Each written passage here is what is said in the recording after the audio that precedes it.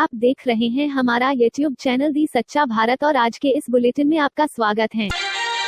गरीब देश में मिला सोने का पहाड़, लोगों ने जमकर बटोरा। अफ्रीका महाद्वीप में कई देश बेहद गरीब हैं। इन्हीं में से एक है कॉन्गो लोकतांत्रिक गणराज्य। करीब 10.67 करोड़ की आबादी वाला यह देश गृह युद्ध से भी दो चार रहा है, मगर अब कॉन्गो से एक बहुत अच्छी खबर आई है। दरअसल कॉन्गो के साउथ किवू प्रोविंस के लुहीही गांव में एक सोने का पहाड़ मिला है। कॉन्गो में अचानक ऐसे पहाड़ का मिलना किसी आश्चर्य से कम नहीं है। कॉन्गो से सामने आया वीडियो देश के कुछ ग्रामीणों के बड़े आश्चर्य का गवाह है, जहां सोने से भरे एक पूरे पहाड़ की खोज की गई है। वीडियो में दिख रहा है कि लोग सोना जमा करने के लिए मिट्टी खोद रहे हैं और मिट्टी को साफ कर सोना निकालने के लिए उसे अपने घर ले जा रहे हैं। पश्चिम बंगाल की सीएम ममता बनर्जी आज दाखिल करेंगी नामांकन। नंदीग्राम सीट से चुनावी दंगल में उतर रही हैं ममता। नामांकन भरने से पहले शंकर टेंपल में पूजा करेंगी ममता बनर्जी। हल्दिया में रैली और रोड शो भी करेंगी। नंदीग्राम पहुंचकर बोली ममता, मैं हर नाम भूल सकती हूं पर नंदीग्राम नहीं। विभाजनकारी राजनीति यहां नहीं चलेगी। नंदीग्राम में ममता बनर्जी ने मंच से किया चंडी पाठ। जनसभा के दौरान पढ़े संस्कृत में मंत्र। ममता ने कहा, मैं गांव की बंगाल की बेटी हूं, मैं उनके लिए बाहरी हूं जो गुजरात और दिल्ली से आ रहे हैं। ममता ने नंदीग्राम के प्रसिद्ध दुर्गा मंदिर में पूजा अर्चना की। वस्त्र और प्रसाद चढ़ाकर जीत के लिए मांगा आशीर्वाद। ममता बनर्जी ने नंदीग्राम के जानकीनाथ मंदिर में भी पूजा अर्चना की। सीएम ने एक टी स्टॉल पर सभी को चाय भी परोसी। ममता ने नंदीग्राम के मुस्लिम वोटर्स को भी लुभाने की कोशिश की। मजार पहुंचकर मांगी जीत की दुआ।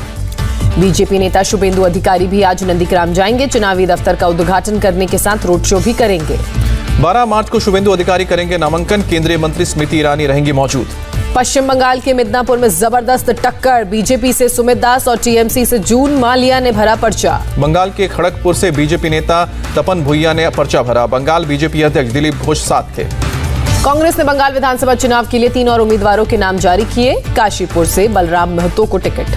बंगाल में 8 चरणों में चुनाव को चुनौती देने वाली याचिका सुप्रीम कोर्ट में खारिज। ममता ने भी जताया था ऐतराज। पश्चिम बंगाल के साउथ 24 परगना में बांस के बागान से मिले 200 देसी बम केंद्रीय बलों के रूट मार्च के दौरान हुआ बरामद। पुलिस ने किए जब्त। पश्चिम बंगाल के मालदा में बीजेपी बूथ इंचार्ज को गोली मारी गई। अस्पताल में भर्ती टीएमसी नेताओं पर आरोप। कोलकाता में अग्निकांड पर सियासत जारी। बीजेपी नेताओं के एक दल ने आग वाली बिल्डिंग का जायजा लिया। आग में 9 लोगों की मौत होने के बाद निशाने पर आई ममता बनर्जी। ममता बनर्जी ने ट्वीट कर रेलवे को जिम्मेदार ठहराया था। असम में पहले चरण के नामांकन के आखिरी दिन सीएम सर्बानंद सोनोवाल ने पर्चा दाखिल किया। आखिरी दिन 173 उम्मीदवारों ने किया नामांकन। असम चुनाव को लेकर बोले केंद्रीय मंत्री जितेंद्र सिंह, बीजेपी की जीत का अंतर पहले से भी ज्यादा होगा। गुवाहाटी में सड़कों पर उतरे कांग्रेस कार्यकर्ता। मनचाहे उम्मीदवार को टिकट नहीं दिए जाने का विरोध। तमिलनाडु में डीएमके गठबंधन में सीटों का बंटवारा फाइनल हुआ। 234 में से 186 सीटों पर लड़ेगी डीएमके, बाकी सीटों पर सहयोगी दल। उत्तराखंड में आज बीजेपी विधायक दल की होगी बैठक। नए सीएम का होगा चुनाव। उत्तराखंड में धन सिंह रावत और मदन कौशिक सीएम की रेस में आगे। रेस में अनिल बलूनी और अजय भट्ट का भी नाम। बीजेपी के पर्यवेक्षक रमन सिंह और दुष्यंत गौतम पहुंचे देहरादून। पार्टी पदाधिकारियों से सीएम पद को लेकर करेंगे चर्चा। उत्तराखंड के सीएम त्रिवेंद्र सिंह रावत ने मंगलवार को दिया था इस्तीफा। आज विधायक दल की बैठक में मौजूद रहेंगे त्रिवेंद्र सिंह रावत। इस्तीफे के बाद रावत ने कहा, अब किसी और को मिलना चाहिए मौका। सम्मान देने के लिए पार्टी का आभार व्यक्त किया। पद से हटाने के सवाल पर बोले त्रिवेंद्र सिंह रावत, इसका जवाब दिल्ली से मिलेगा। हरियाणा विधानसभा में आज मनोहर लाल खट्टर सरकार के खिलाफ अविश्वास प्रस्ताव पर होगी वोटिंग। कांग्रेस ने लाया है अविश्वास प्रस्ताव। बीजेपी, जेजेपी और कांग्रेस ने अपने विधायकों के लिए व्हिप जारी किया है। सदन में मौजूद रहने को कहा। जेजेपी विधायक देवेंद्र सिंह बबली का पार्टी से अलग बयान। कहा, सिर्फ मेरे वोट से सरकार गिरती तो मैं आज ही ये कर देता। पूरी पार्टी को एक स्टैंड लेने को कहा। बबली ने सरकार से 15 दिनों के अंदर किसानों के मसले को सुलझाने का अल्टीमेटम दिया। कहा, नहीं तो समर्थन वापस ले पार्टी। किसान नेता गुरनाम सिंह चडूनी की किसानों से अपील। बीजेपी विधायक के घर करे प्रदर्शन। बीजेपी विधायकों से भी अविश्वास प्रस्ताव का समर्थन करने की अपील की। हरियाणा के फतेहाबाद में किसानों ने बीजेपी विधायक के घर का घेराव किया। चेतावनी देते हुए कहा कि अगर सरकार के खिलाफ नहीं की वोटिंग तो गांव में घुसने नहीं देंगे। बीजेपी संसदीय दल की बैठक आज। पीएम मोदी करेंगे संबोधित। चुनाव और वैक्सीनेशन को लेकर हो सकती है चर्चा। केंद्रीय कैबिनेट की आज दोपहर 1 बजे मीटिंग। पीएम मोदी करेंगे बैठक की अध्यक्षता। ब्रिटिश संसद में कृषि कानून पर चर्चा से भारत नाराज। विदेश मंत्रालय ने ब्रिटेन के हाई कमिश्नर को तलब कर जताया विरोध। भारत के अंदरूनी मामलों में दखल करार दिया। 12 मार्च को क्वाड की मीटिंग में पीएम मोदी और अमेरिकी राष्ट्रपति जो बाइडेन होंगे शामिल। वर्चुअल मीटिंग में ऑस्ट्रेलिया और जापान के पीएम भी लेंगे हिस्सा। पीएम मोदी ने जापान के प्रधानमंत्री से फोन पर बात की। द्विपक्षीय और भारत प्रशांत क्षेत्र के लिए आपसी सहयोग करने पर जताई सहमति। रक्षा और सुरक्षा सहयोग पर भी की चर्चा। भगवद गीता की पांडुलिपि के 11 खंडों का विमोचन। प्रधानमंत्री आवास में गीता के ज्ञान की व्याख्या की गई। 21 विद्वानों ने श्लोक को आसान शब्दों में समझाया। पीएम बोले, अलग अलग लोगों के लिए गीता का अलग अलग महत्व। पीएम ने गीता का महत्व समझाया। कहा, आजादी की लड़ाई में भगवद गीता से ऊर्जा मिली। गीता महात्मा गांधी की पथ प्रदर्शक रही। प्रधानमंत्री मोदी ने विपक्ष पर भी साधा निशाना। कहा, कुछ लोग स्वार्थ के लिए संवैधानिक संस्थाओं की गरिमा पर करते हैं चोट। 12 मार्च को अहमदाबाद जाएंगे प्रधानमंत्री मोदी। आजादी के 75 साल पर दांडी यात्रा की शुरुआत कराएंगे। पीएम मोदी के साथ गृह मंत्री अमित शाह और कई केंद्रीय मंत्री भी रहेंगे मौजूद। 5 अप्रैल को राष्ट्रपति करेंगे दांडी यात्रा का समापन। पीएम मोदी ने भारत बांग्लादेश के बीच मैत्री सेतु का उद्घाटन किया। बांग्लादेश की पीएम शेख हसीना भी मौजूद थी। धारा 370 हटने के बाद जम्मू कश्मीर में आतंकी गतिविधियों में भारी कमी दर्ज की गई। लोकसभा में गृह मंत्रालय ने बाबत जानकारी दी। गृह मंत्रालय के मुताबिक 2019 में जम्मू कश्मीर में 594 आतंकी घटनाएं हुई, जबकि 2020 में यह आंकड़ा घटकर 244 हो गया। जम्मू कश्मीर के सोपोर में आतंकवादियों के साथ सेना की मुठभेड़। आतंकी संगठन अल बद्र के चीफ गनी ख्वाजा को मार गिराया गया। पठानकोट में 2 संदिग्धों के देखे जाने के बाद सर्च ऑपरेशन, पूरे इलाके में तलाशी। आज भारतीय नौसेना में शामिल होगी सबमरीन करंज। स्कॉर्पियन क्लास पनडुब्बी दुश्मन को चकमा देने में है माहिर। नेवल डॉकयार्ड मुंबई में होगी कमिश्निंग सेरेमनी। एनआईए की टीम ने अंबानी के घर एंटेलिया का किया दौरा। विस्फोटक मामले की जांच करने पहुंची थी टीम। दादर और नागर हवेली के सांसद मोहन डेलकर की मौत की होगी एसआईटी जांच। अनिल देशमुख ने किया ऐलान। बिहार में शराबबंदी कानून के उल्लंघन के मामले में अब तक 3,46,000 से ज्यादा लोग गिरफ्तार। आबकारी मंत्री ने विधानसभा में दी जानकारी। देश में एक दिन में रिकॉर्ड 20 लाख लोगों को लगाई गई कोरोना की वैक्सीन। अब तक 2 करोड़ 40 लाख से ज्यादा लोगों को लग चुका है टीका। कोरोना से निपटने के लिए पाकिस्तान की मदद करेगा भारत। 4.5 करोड़ वैक्सीन की डोज भेजेगा पाकिस्तान।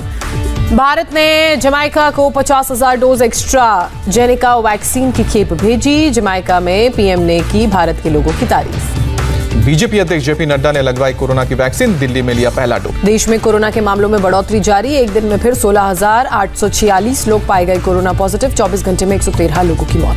महाराष्ट्र में कोरोना के 9,927 नए मामले सामने आए और एक दिन में 56 लोगों की जान गई।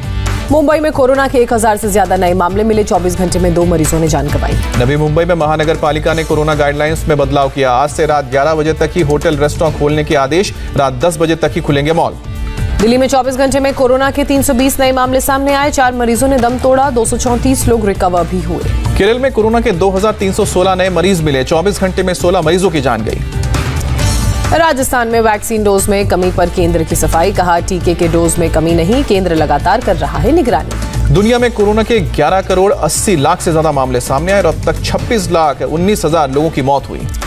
कोरोना के ब्राजील स्ट्रेन पर असरदार है फाइजर, साइनोवैक और एस्ट्राजेनेका की वैक्सीन। नए रिसर्च में दावा। ग्रीस में कोरोना ने ली सबसे कम उम्र के बच्चे की जान। 37 दिन के बच्चे की मौत। शोक में डूबा ग्रीस।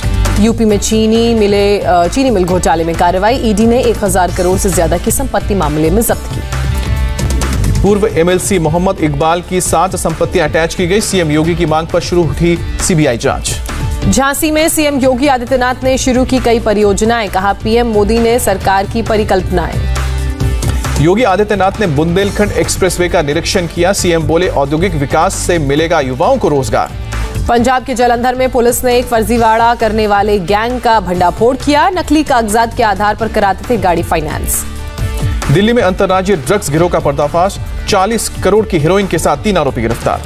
पुणे में खुदाई के दौरान एक शख्स को प्राचीन काल के सोने के सैकड़ों सिक्के मिले। बेचने की तैयारी कर रहे 2 लोग गिरफ्तार। उत्तराखंड के हरिद्वार में कुंभ मेला की तैयारी जोरों पर। घाटों की किया जा रहा है सैनिटाइजेशन। मेले में सोशल डिस्टेंसिंग का पालन करना होगा। दिल्ली और एनसीआर में बारिश के बाद बादल भी नजर आए। मौसम का मिजाज बदला। लोगों को गर्मी से मिली राहत। जम्मू कश्मीर के कठुआ में कार्डबोर्ड फैक्ट्री में भीषण आग लगी। मौके पर पहुंची फायर ब्रिगेड की टीम ने आग पर काबू पाया। लाखों का सामान जलकर खाक हुआ। अफगानिस्तान में शांति प्रक्रिया का रोड मैप बनाने में शामिल होगा भारत। मोदी सरकार की डिप्लोमेसी से रूस के मंसूबे विफल। ब्रिटिश रॉयल फैमिली में नस्लीय भेदभाव के आरोप को मेगन मार्कल ने पिता ने ही नकारा। कहा, ऐसे बयान की होनी चाहिए जांच। प्रिंस हैरी और मेगन के इंटरव्यू पर बकिंगम पैलेस ने तोड़ी चुप्पी। कहा, नस्लवाद के मुद्दे चिंतित करने वाले। भारतीय अमेरिकी माजू वॉरिंग्स को नियुक्त किया गया व्हाइट हाउस मिलिट्री ऑफिस का डायरेक्टर। व्हाइट हाउस ने औपचारिक ऐलान किया। इक्वेटोरियल गिनी में हुए धमाकों में मरने वालों की संख्या 98 हुई, 615 लोग हुए घायल। म्यांमार में लगातार हो रहे प्रदर्शन से सेना में घबराहट बढ़ी, 5 मीडिया कंपनियों के लाइसेंस रद्द किए गए। दिल्ली में इजराइल के दूतावास के बाहर धमाके का मामला, ईरान ने अपने ऊपर लगे हमलों के आरोपों को खारिज किया। हिंद महासागर में फंसे चीन के जहाज को मदद पहुंचाने में जुटा मॉरिशस से लीक हो सकता है जहाज में लदा 130 टन तेल। थाईलैंड के पीएम की अनोखी करतूत, मीडिया के एक साथ कई सवाल पूछने पर पत्रकारों पर सैनिटाइजर स्प्रे किया। हवाई द्वीप पर तूफान के साथ भारी बारिश, बाढ़ के खतरे को देखते हुए लोगों का पलायन, प्रशासन ने फिलहाल घर नहीं लौटने को कहा। पेट्रोल डीजल की कीमतें फिर छू सकती हैं आसमान, $70 प्रति बैरल पहुंचे ब्रेंट के दाम। सरकारी कंपनी BEML लिमिटेड को खरीदने की लगी होड़, टाटा और महिंद्रा समेत 6 कंपनियों ने बोली लगाई है। टेस्ट के बाद टीम इंडिया की अब T20 की जोरदार तैयारी, खिलाड़ियों ने नरेंद्र मोदी स्टेडियम में जमकर बहाया पसीना, 12 मार्च को पहला मुकाबला। 3-1 से टेस्ट सीरीज गंवाने के बाद बेन स्टोक्स का खुलासा, चौथे टेस्ट मैच में तेजी से गिरा इंग्लिश खिलाड़ियों का वजन। भारतीय महिला टीम ने दूसरे वनडे में दक्षिण अफ्रीका को 9 विकेट से हराया, स्मृति मंधाना ने नाबाद 80 रन की पारी खेली, 5 मैच की सीरीज अब 1-1 से बराबर। झूलन गोस्वामी ने 10 ओवर में 42 रन देकर 4 विकेट झटके, बनी man of the match. Vijay Hazare के क्वार्टर फाइनल में मुंबई ने सौराष्ट्र को 9 विकेट से हराया, पृथ्वी शॉ ने खेली 185 रन की विस्फोटक पारी, बने मैन ऑफ द मैच। फरवरी महीने के लिए ICC के बेस्ट क्रिकेटर चुने गए हैं R अश्विन, लगातार दूसरी बार भारतीय खिलाड़ी ने जीता है award. Road safety world series के दौरान सचिन का हुआ कोविड टेस्ट, सचिन ने मेडिकल स्टाफ के साथ टेस्ट के दौरान किया प्रैंक, वीडियो हुआ वायरल।